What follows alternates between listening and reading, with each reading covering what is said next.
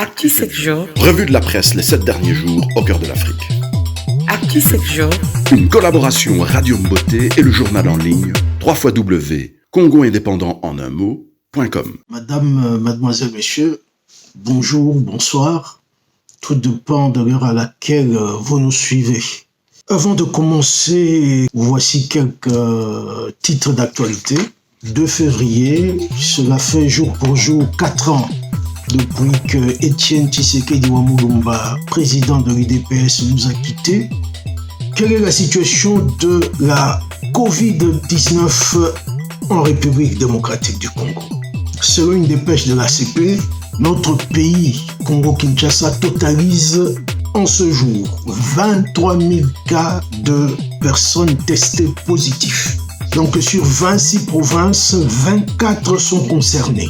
Et mardi 2 février, Félix Tshisekedi se trouve en visite officielle en Égypte. La Banque mondiale a suspendu un décaissement d'un montant de 100 millions de dollars américains dans le cadre de la gratuité de l'enseignement. Et cette décision fait suite aux révélations faites par l'IGF, l'Inspection générale des finances, selon lesquelles il y aurait des fraudes et voire des détournements de deniers publics dans le secteur de l'enseignement primaire et secondaire. Actu 7 jours. Après l'Assemblée nationale où Madame Mabunda et son bureau ont été destitués le 10 décembre dernier, le président du Sénat, Alexis Thambwe Mwamba, qui est aussi membre du FCC, serait sur la sellette. Il y a d'un côté le procureur général près la Cour de cassation qui a demandé l'autorisation d'engager de poursuites à charge du président du Sénat pour une affaire de détournement de deniers publics. Il y a une pétition signée par plusieurs sénateurs qui demande l'éviction d'Alexis Thambwe Mwamba. Actu 7 jours. Ce mercredi 3 février doit avoir lieu l'élection du bureau définitif de l'Assemblée nationale.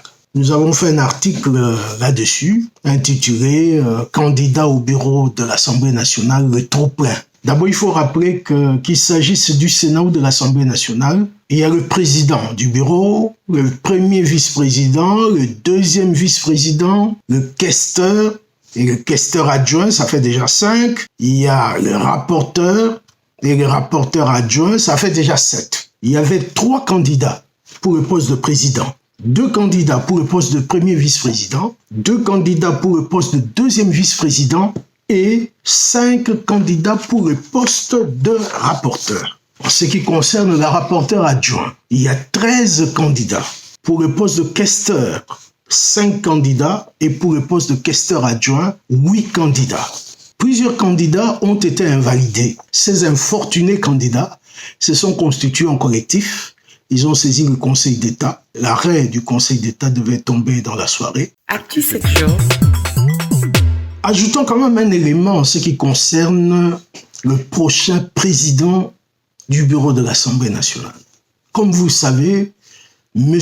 Mbosso Nkodia-Pwanga Christophe est le président d'âge, c'est-à-dire le président en quelque sorte du bureau provisoire après la défenestration, disons-le ainsi, de l'ancien bureau de Madame Mabunda.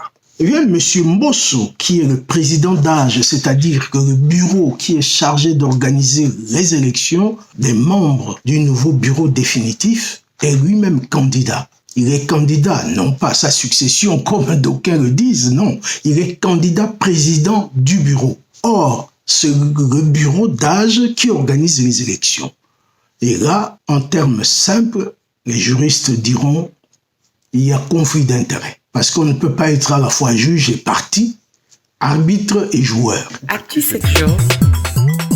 Notre chroniqueur Gaston Moutambalou-Koussa a fait un papier sur le dernier rapport 2020 de l'ONG, organisation non gouvernementale Transparency International, sur la corruption. Ce rapport donne chaque année une sorte de hit parade des pays les moins corrompus. Eh bien, sur 180 pays, le Congo-Kinshasa occupe la 170e place. Ça m'a fait penser à une anecdote.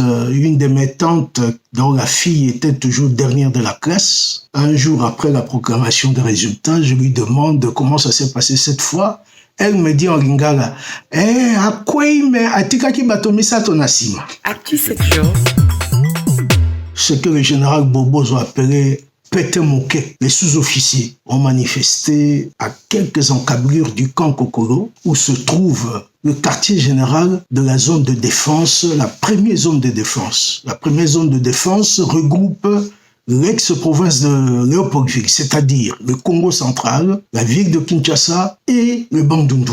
Donc ces militaires ont manifesté, ils abordaient les automobilistes, ils n'étaient pas menaçants, mais ça fait quand même désordre que des militaires, bien sûr non armés, puissent aborder des automobilistes pour leur dire, voilà, nous ne sommes pas payés depuis 5-6 mois. Alors, il y a eu un communiqué que le porte-parole de l'armée a publié le 30 janvier. Et on voit que les services de renseignement militaire ont été pris de court dans cette affaire. Et le communiqué est signé du général Kassonga Chibangu Léon Richard. Il écrit « Ce vendredi 29 février, donc pour lui, on est déjà le 29 février 2021. Les humoristes diront, comprenez son émotion. Actu 7 jours. Dernier point à l'ordre du jour, notre confrère GML, comme il préfère signer, il a fait état dans tout qui n'en parle des tracasseries que les policiers de roulage font régner à travers la ville pour extorquer un peu d'argent aux conducteurs. Et la plus grande infraction, c'est d'avoir tous les documents en règle. Une bonne soirée et à la prochaine. Actu 7 jours. Une collaboration Radio Mboté et le journal en ligne www.congoindépendant en un mot.com